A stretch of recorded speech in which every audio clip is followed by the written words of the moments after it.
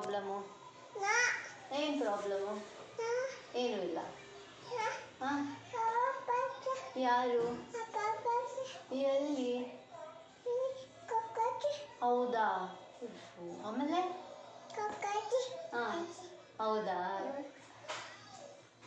ಆಮೇಲೆ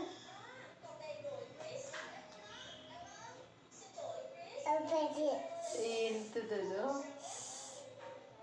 ಅಮ್ಮನಿ ಎಲ್ಲೋಗಿದೆ? ಆಚೆ ಹೋಗಿದೆ. ಯಾಕೆ? ಡ್ಯಾಡಿ ಕರ್ಕೊಂಡು ಹೋಗಿತ್ತಾ?